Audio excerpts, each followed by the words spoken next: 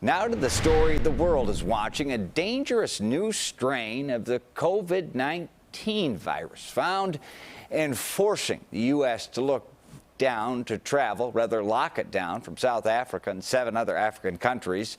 Those new restrictions begin Monday. CBS 2's Asal Rezaei tracking the latest. Asal, tonight we're hearing from some local health officials about this new COVID variant.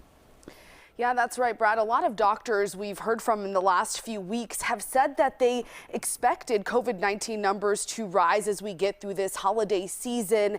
However, there's more people that are, of course, traveling and gathering this year. One local doctor saying with that spike in cases comes the possibility with the virus continuing its mutation, giving life to new variants.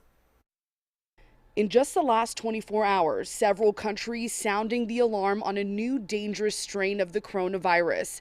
The Omicron variant, first announced by South African officials Thursday, has been confirmed in at least 100 people and is spreading by travelers.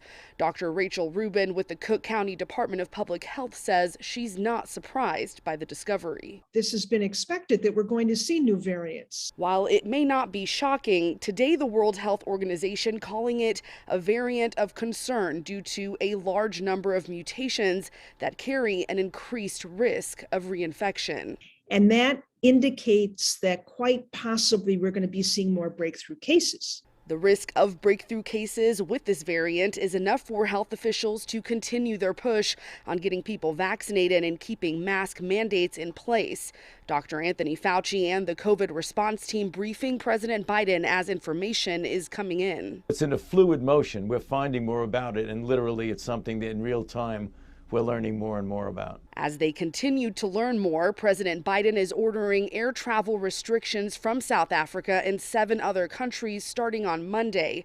It's a precaution they're willing to take, even though very little is known about the variant right now. Dr. Rubin says the new variant won't be the last one. We certainly know and expect that further variants will develop over time.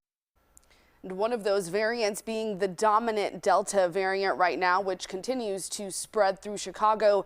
Brad, health officials saying it is too early to tell if the Omicron variant will become widespread.